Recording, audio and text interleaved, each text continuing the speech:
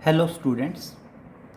Presently हम wave optic study कर रहे हैं और प्रीवियस लेक्चर में हमने पढ़ा था इंटरफेरेंस एंड इंटरफेरेंस में एक्सप्रेशन फॉर फ्रिंज विड्थ, जिसको थ्योरी ऑफ इंटरफेरेंस कहा था, और condition for constructive destructive interference. आज हम पढ़ेंगे डिफ्रैक्शन के बारे में। मैं आपको पहले बता चुका हूँ कि वेव ऑप्टिक्स में बेसिकली 3 प्रोसेस स्टडी करने होते हैं: इंटरफेरेंस, डिफ्रैक्शन एंड पोलराइजेशन। तो हम प्रेजेंटली इंटरफेरेंस स्टडी कर चुके हैं प्रीवियस लेक्चर में, और प्रेजेंटली हम पढ़ेंगे डिफ्रैक्शन के बारे में। तो देखिए, बात करते हैं डिफ्रैक्शन की। तो देखिए, स्टार्टिंग यहीं से है, दैट इज डिफ्रैक्शन। अब सुनो बेटा, डिफ्रैक्शन क्या है? बेसिकली इंटरफेरेंस और डिफ्रैक्शन बेटा दोनों में अल्टरनेट फ्रिंजेस बनती हैं, ब्राइट एंड डार्क। जैसे इंटरफेरेंस में आपने पढ़ा था कि आपको अल्टरनेटेड फ्रिंजेस मिलती हैं, सेंट्रल ब्राइट फ्रिंज होती है, उसके बाद अल्टरनेट फ्रिंजेस होती हैं, एक ब्राइट एक डार्क, एक ब्राइट एक डार्क। बेटा सेम पैटर्न डिफ्रैक्शन में होता है। डिफ्रैक्शन में भी क्या होता है, आपको अल्टरनेट फ्रिंजेस मिलती हैं, ब्राइट डार्क, सेम पैटर्न पे चलेंगे। तो देखिए, हम सबसे पहले बताएंगे डिफ्रैक्शन क्या है। डिफ्रैक्शन लिखोगे आप, it is the process of bending of light wave from the corner of the obstacle. तो देखो क्या बताओगे, it is the process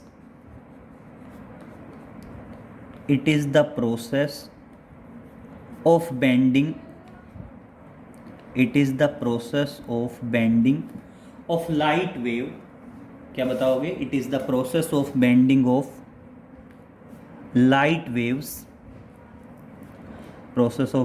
of light waves from the corner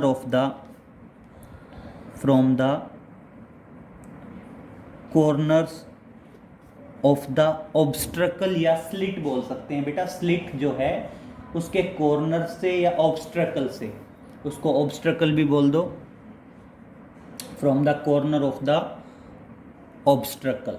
clear? Obstacle का मतलब क्या है बेटा? कोई भी जो रुकावट है उसके कॉर्नर से, from the corner of the obstacle. तो देखिए क्या बताओगे, it is the process of bending of light wave from the corner of the obstacle is known as diffraction.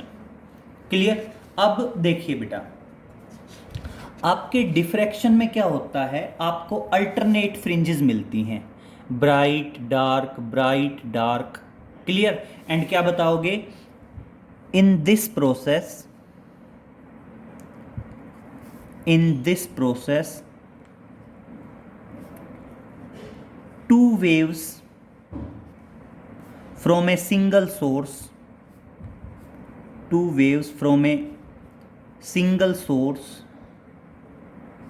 superimpose on each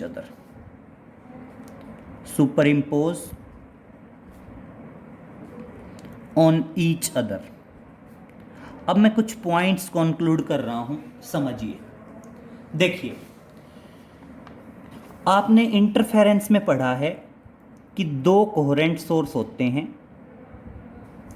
2 coherent source से आने वाली light wave super impose होती हैं, और एनर्जी का रीडिस्ट्रीब्यूशन होता है। और एनर्जी के रीडिस्ट्रीब्यूशन के बाद स्क्रीन के ऊपर एक बनती है सेंट्रल ब्राइट फ्रिंज, और फिर उसके दोनों तरफ चलता है pattern dark fringe, bright fringe, dark fringe, bright fringe, और इस तरह से अल्टरनेट फ्रिंजेस मिल जाती हैं, ब्राइट डार्क। ये हमने पढ़ा इंटरफेरेंस में कि 2 कोहेरेंट सोर्स से आने वाली वेव सुपर इम्पोज होती हैं, और उसके बाद एनर्जी का रीडिस्ट्रीब्यूशन होता है, और आपको स्क्रीन के ऊपर क्या मिल जाती हैं बेटा? Alternate bright and dark fringes मिल जाती हैं। अब दूसरा सुनिए। अब देखिए बेटा, मान लीजिए कोई मोनोक्रोमेटिक सोर्स ऑफ लाइट है बेटा, इसमें से लाइट वेव्स निकल रही हैं। अब बेटा लाइट वेव्स स्ट्रेट पाथ पे ट्रेवल करेंगी, और वो कभी भी सुपर इम्पोज हो ही नहीं सकती अपने आप नेचुरली। अब क्या होगा, मान लो लाइट वेव के रास्ते में कोई रुकावट आ जाए, ऑब्स्ट्रकल आ जाए, तो जो लाइट वेव होंगी वो ऑब्स्ट्रकल के कॉर्नर से बैंड हो जाएंगी और ऑब्स्ट्रकल के कॉर्नर से बैंड होके सुपर इम्पोज हो जाएंगी और सुपर इम्पोज होने के बाद एनर्जी का रीडिस्ट्रीब्यूशन होगा और बिल्कुल इसी तरह बनेगा। सेंट्रल ब्राइट फ्रिंज होगी, फिर दोनों तरफ डार्क फ्रिंज, उसके दोनों तरफ ब्राइट फ्रिंज, उसके दोनों तरफ dark fringe and pattern so on चलता रहेगा। तो अगर मैं बात करूं तो बेसिकली इंटरफेरेंस में भी ब्राइट और डार्क फ्रिंजेस बनती हैं, डिफ्रैक्शन में भी ब्राइट और डार्क फ्रिंजेस बनती हैं। बस डिफरेंस क्या है, इंटरफेरेंस में दो कोहेरेंट सोर्स होते हैं एंड डिफ्रैक्शन में क्या होता है बेटा, एक ही सोर्स की वेव सुपर इम्पोज होती हैं। और बेसिकली बेटा ये ऑब्स्ट्रकल अपने आप में क्या है, एक स्लिट होती है। अब स्लिट मान लो क्या है, जैसे मान लो ये पेज है, इस पेज में मैं ये एक होल कर दूं और अगर मैं इधर से ऊपर से लाइट प्रोजेक्ट करूं तो ये पेज सारी लाइट को ब्लॉक करेगा और इस होल में से लाइट दूसरी तरफ पास होगी। तो ये अपने आप में इसके जो कॉर्नर्स होंगे वो ऑब्स्ट्रकल का काम करेंगे। मतलब स्लिट क्या होती है, ये स्लिट का साइड व्यू है। अदरवाइज तो स्लिट में क्या होता है, पूरी लाइट ब्लॉक हो जाती है, सिर्फ अपर्चर से लाइट पास होती है। तो क्लियर हुआ। आप डिफ्रैक्शन में ये कह सकते हैं कि किसी ऑब्स्ट्रकल के कॉर्नर से, ऑब्स्ट्रकल कह दीजिए या स्लिट कह दीजिए, स्लिट के कॉर्नर से लाइट वेव के जो बैंड होने का प्रोसेस है उसे कहा जाता है डिफ्रैक्शन। या फिर हम कह सकते हैं जब एक सोर्स की दो या दो से ज़्यादा वेव सुपर इम्पोज होती हैं तो क्या बनता है, डिफ्रैक्शन बनता है। दोनों ही चीज़ें सही हैं कि स्लिट के कॉर्नर से लाइट वेव का बैंड हो जाना दैट इज़ डिफ्रैक्शन, या एक मोनोक्रोमेटिक लाइट सोर्स की दो या दो से ज़्यादा वेव का सुपर इम्पोज होना that is also diffraction. Clear हो गया तो बेटा डिफ्रैक्शन के बारे में। अब देखिए क्या बताओगे, it is of two types.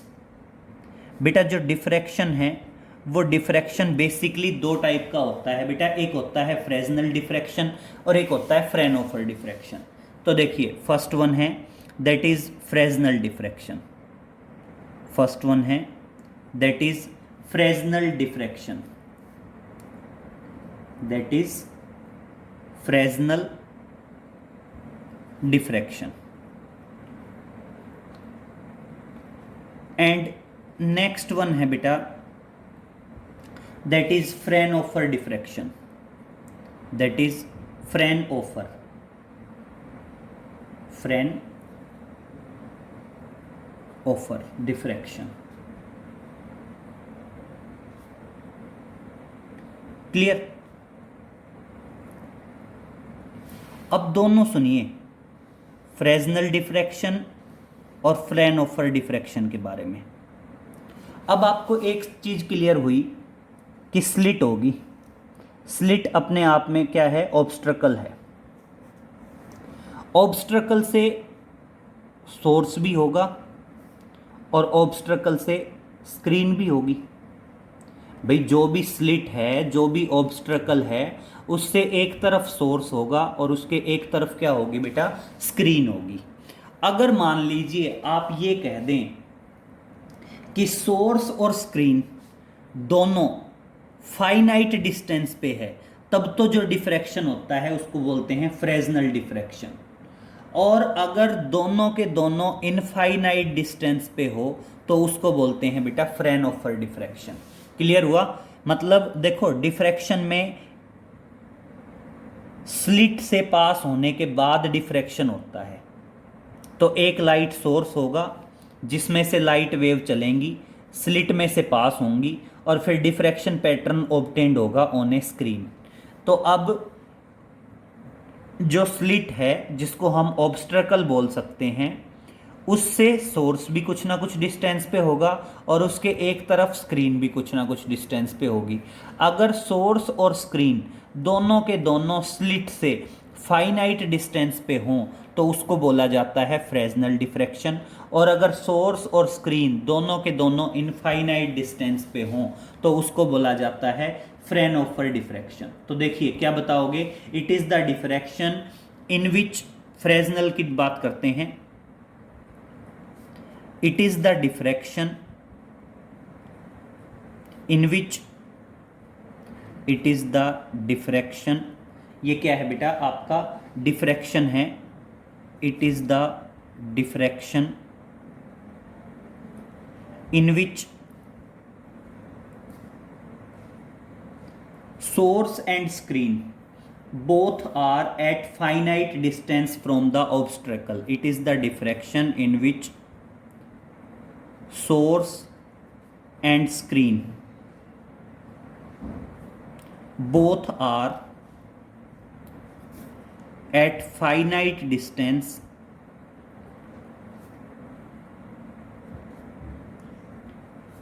from obstacle और स्लिट बोल सकते हैं। क्लियर? आपका जो फ्रेस्नेल डिफ्रैक्शन है उसमें सोर्स और स्क्रीन दोनों के दोनों फाइनाइट डिस्टेंस पे होंगे फ्रॉम द ऑब्स्ट्रकल, या क्या बोल सकते हैं बेटा स्लिट से। दूसरे की बात करते हैं, दूसरे में क्या होगा बेटा, नेक्स्ट में बताएंगे। It is the diffraction, it is the diffraction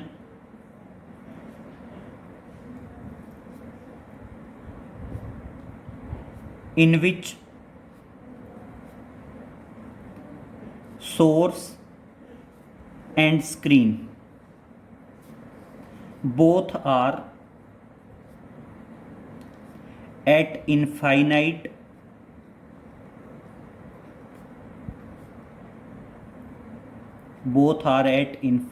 distance from obstacle और स्लिट। अब देखो बेटा, फ्रेनहोफर में दोनों चीज इनफाइनाइट पे है, तो इसलिए क्या किए जाते हैं, लेंस यूज किए जाते हैं लाइट रेज को फोकस और मतलब पैरेलल और फोकस करने के लिए। ठीक है, तो क्लियर हो गया बेटा। डिफ्रैक्शन में क्या होगा, किसी स्लिट में से पास होने के बाद लाइट वेव आपस में सुपर इम्पोज हो जाती हैं, या स्लिट में से पास होने के बाद स्लिट के कॉर्नर से लाइट वेव बैंड हो जाती है। इस प्रोसेस को कहा जाता है डिफ्रैक्शन। डिफ्रैक्शन बेसिकली दो टाइप का होता है, फ्रेस्नेल डिफ्रैक्शन एंड फ्रेनहोफर डिफ्रैक्शन। बेटा फ्रेस्नेल डिफ्रैक्शन में क्या होगा, सोर्स और स्लिट, सोर्स और स्क्रीन दोनों के दोनों स्लिट से फाइनाइट डिस्टेंस पे होंगे, और फ्रेनहोफर में क्या होगा, दोनों के दोनों इनफाइनाइट डिस्टेंस पे होंगे। अब हमने स्टडी करना है diffraction of light at a single slit. आगे बात करते हैं diffraction of light, diffraction of light at a single slit, at a single slit. अब देखिए बेटा, हमने basically diffraction of light study करना है, और किस पे स्टडी करना है, सिंगल स्लिट पे स्टडी करना है। तो क्लियर करिए बेटा, अगर सिंगल स्लिट पे स्टडी करना है तो ये जो सिंगल स्लिट वाला है ये अपने आप में फ्रेनहोफर डिफ्रैक्शन है। इसमें सोर्स और स्क्रीन दोनों इनफाइनाइट डिस्टेंस पे होंगे, और इसमें हम लेंस यूज करेंगे। तो देखिए बात करते हैं डिफ्रैक्शन एट सिंगल स्लिट की। तो सबसे पहले आएगा the experimental setup as shown in the figure. The experimental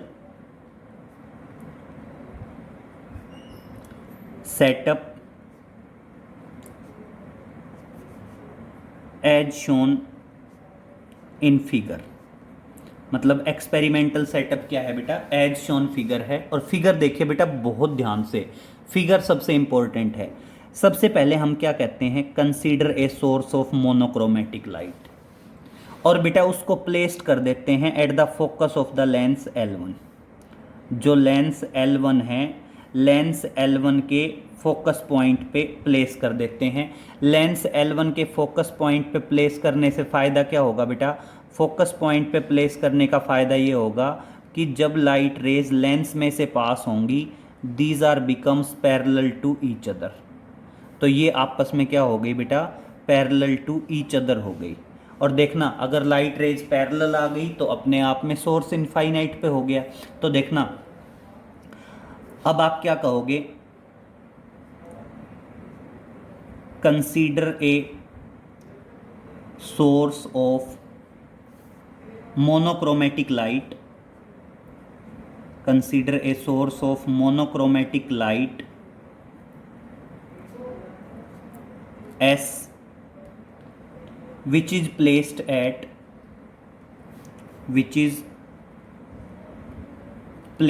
at focus point of lens L1 so that light waves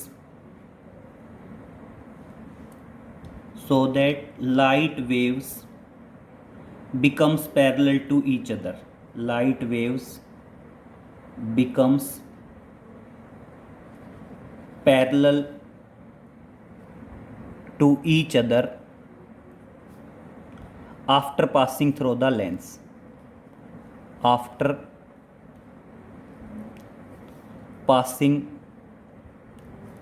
through the lens, and we get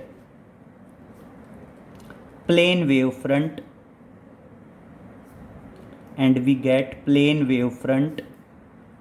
W dash.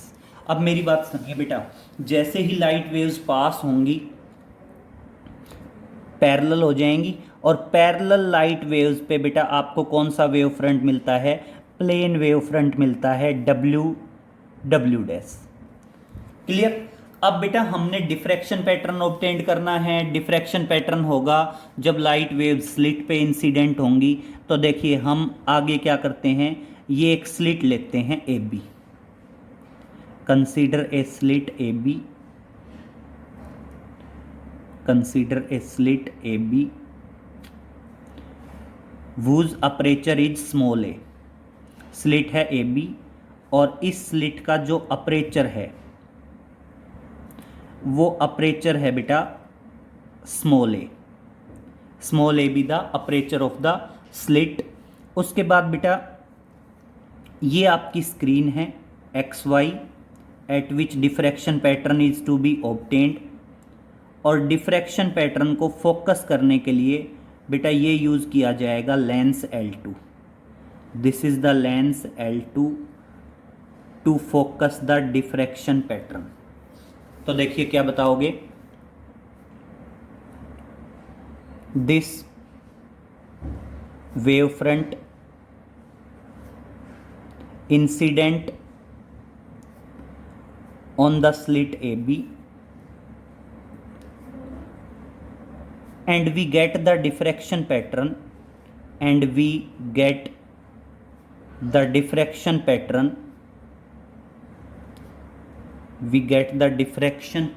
हम ये कह सकते हैं कि हमारा जो डिफ्रैक्शन होगा वो डिफ्रैक्शन आपको स्क्रीन पे मिल जाएगा। We get the diffraction on the screen, जो आपका डिफ्रैक्शन पैटर्न होगा, that diffraction pattern and we get the diffraction pattern on the screen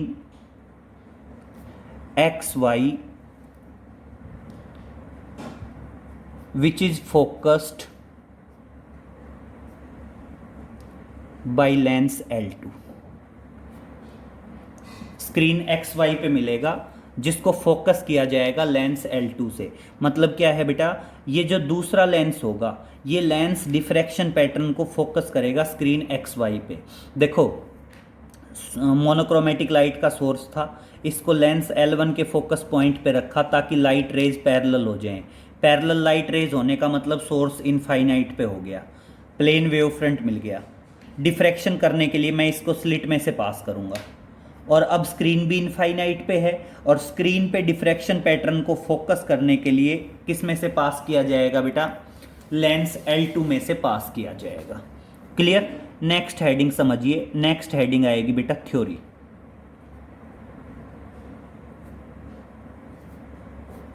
next heading आएगी बेटा थ्योरी।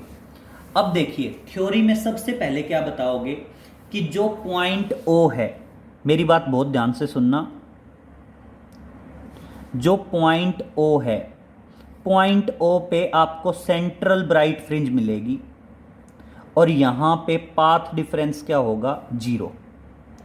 जो पॉइंट ओ है, पॉइंट ओ पे आपका जो पाथ डिफरेंस होगा, पॉइंट ओ पे पाथ डिफरेंस किसके बराबर होगा, जीरो के बराबर होगा। और इसलिए ये क्या बनेगी, यहां पे आपकी सेंट्रल ब्राइट फ्रिंज बन जाएगी। यहां पे आपकी क्या बन जाएगी, सेंट्रल ब्राइट फ्रिंज बन जाएगी। क्लियर। तो आप क्या बताओगे, at point O the path difference is zero and hence we get the central bright fringe. तो देखिए यही पॉइंट लिखना है। क्या बताओगे,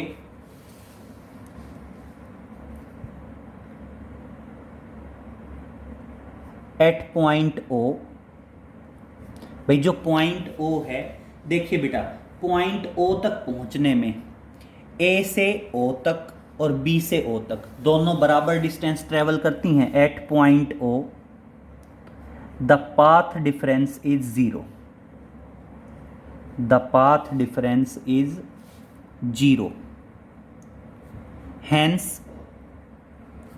it is the point of, hence it is the point of central bright fringe. और इस तरह से बेटा ये अपने आप में क्या हो जाएगा, पॉइंट हो जाएगा। किसका पॉइंट हो जाएगा बेटा, it is the point of central bright fringe. Clear.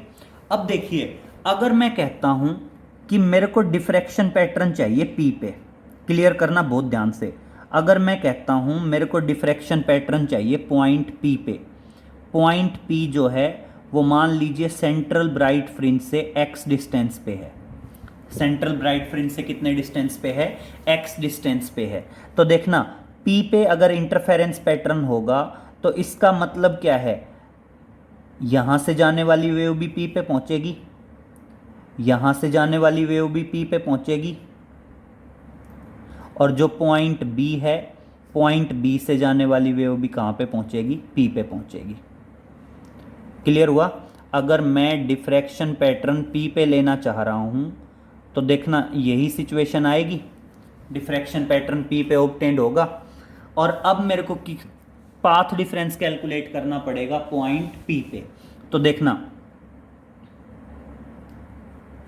If we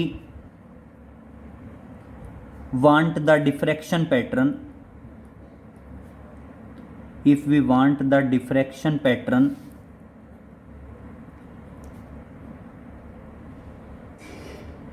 at point P,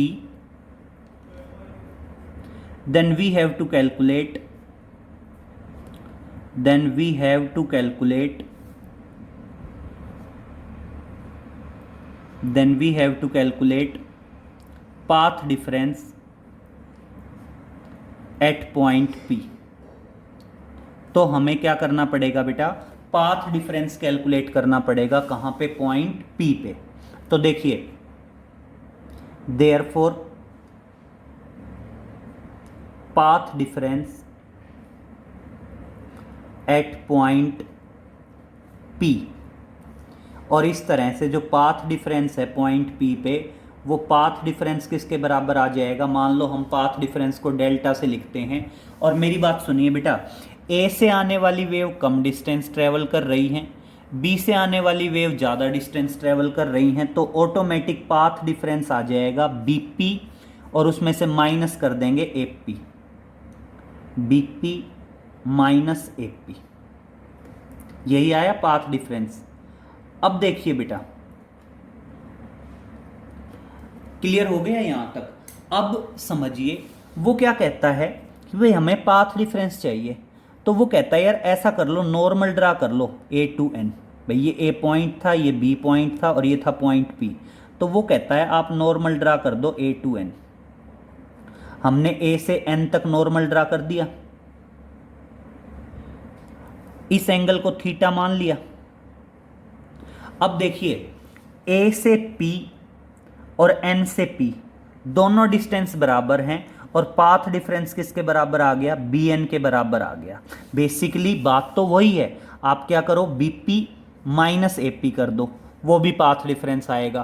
फिर मैं कहता हूं अगर मैं नॉर्मल ड्रा कर दूं a to n, तो a से p और n से p दोनों डिस्टेंस बराबर हैं और पाथ डिफरेंस किसके बराबर आ जाएगा, bn के बराबर आ जाएगा। और देखिए अगर bn के बराबर पाथ डिफरेंस आएगा तो मैं ये ट्राइंगल लेता हूं ABN, और यहां से देखना BN अपॉन AB किसके बराबर आएगा, साइन थीटा के बराबर आएगा। और AB की वैल्यू ऑलरेडी क्या है, small a।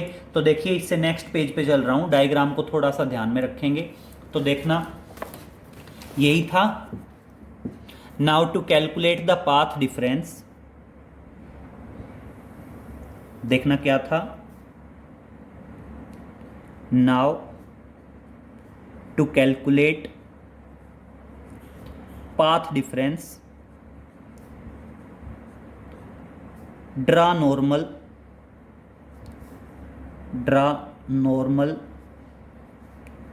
From a to n।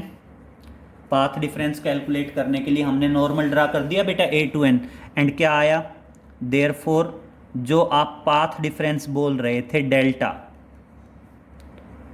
वो आप बता रहे थे bp माइनस AP, और वो अब ऑटोमेटिक किसके बराबर आ जाएगा, bn के बराबर आ जाएगा। वो अब ऑटोमेटिक किसके बराबर आ जाएगा, bn के बराबर आ जाएगा। ठीक है, अब क्या करोगे, ट्राइंगल का रेफरेंस दोगे from triangle ABN। Triangle ABN से क्या था, हमने अभी अभी बताया था BN अपॉन AB किसके बराबर आएगा, साइन थीटा के बराबर आएगा। और इस तरह से BN किसके बराबर आ जाएगा, AB sine theta.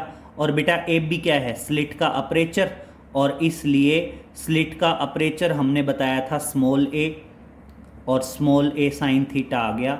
And hence path difference delta is equal to a sine theta. और इस तरह से हमारा जो पाथ डिफरेंस आया डेल्टा, वो किसके बराबर आ गया बेटा, a साइन थीटा के बराबर आ गया। क्लियर हुआ, आपका जो पाथ डिफरेंस है वो पाथ डिफरेंस किसके बराबर आ गया, a साइन थीटा के बराबर आ गया। बस आगे सिंपल है, आपने पढ़ा है। फॉर एक आता है ब्राइट फ्रिंज, एक आता है डार्क फ्रिंज। बेटा यहाँ क्या है, डार्क फ्रिंज को बोलते हैं मिनिमा और ब्राइट फ्रिंज का मतलब क्या होता है, मैक्सिमा। तो देखिए नेक्स्ट हेडिंग आएगी पोजीशन ऑफ सेकेंडरी मिनिमा। तो नेक्स्ट हेडिंग करेंगे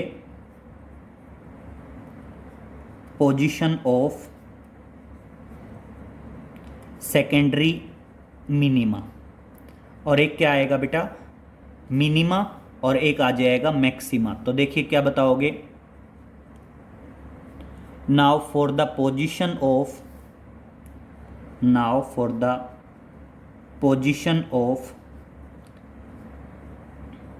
secondary minima, the path difference should be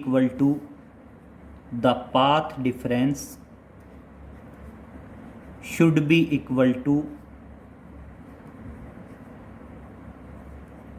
बेटा जो मिनिमा है, मिनिमा के लिए आपका पाथ डिफरेंस क्या होना चाहिए, path difference should be equal to n lambda. Therefore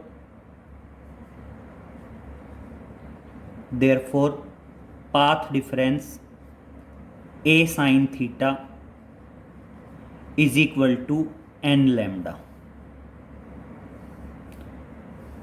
a sine theta किसके बराबर आ जाएगा, n लैम्डा के बराबर आ जाएगा। और n की वैल्यू क्या रहेगी बेटा, 1 2 3 4 सो ऑन।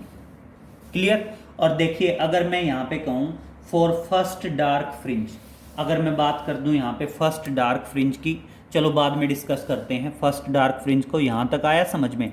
नेक्स्ट बात करेंगे बेटा position of secondary maxima. Next आया पोजीशन ऑफ सेकेंडरी मैक्सिमा, और इस हेडिंग में क्या बताओगे, now for the position of secondary maxima, now for the position of secondary maxima,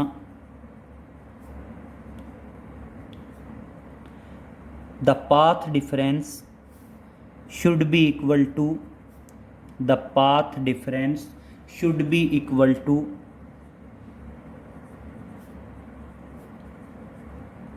equal to 2n + 1 into lambda by 2। बेटा ये हमने डिफ्रैक्शन में पढ़ा था और इसलिए देखना क्या आएगा, इसलिए आ जाएगा द पाथ डिफरेंस क्या है ए साइन थीटा, और पाथ डिफरेंस ए साइन थीटा किसके बराबर आ जाएगा, पाथ डिफरेंस ए साइन थीटा आ जाएगा 2n + 1 into lambda by 2। Clear. और आपके n की वैल्यू सेम 1 2 3 4 सो ऑन आगे तक चलता रहेगा। क्लियर। तो समझिए मेन बात था डिफ्रैक्शन, डिफ्रैक्शन के टाइप्स, एंड देन आया बेटा आपका डिफ्रैक्शन इन सिंगल स्लिट। अब मेरी बात सुनिए, अब मैं मेन पॉइंट पे आ रहा हूं। अब मैं कहता हूं कि मेरे को सेंट्रल ब्राइट फ्रिंज की विड्थ बता दो। हमें क्या चाहिए, हमें चाहिए width of central bright fringe या विड्थ ऑफ सेंट्रल मैक्सिमा कह देते हैं। तो नेक्स्ट हेडिंग देखिए, नेक्स्ट है दैट इज विड्थ ऑफ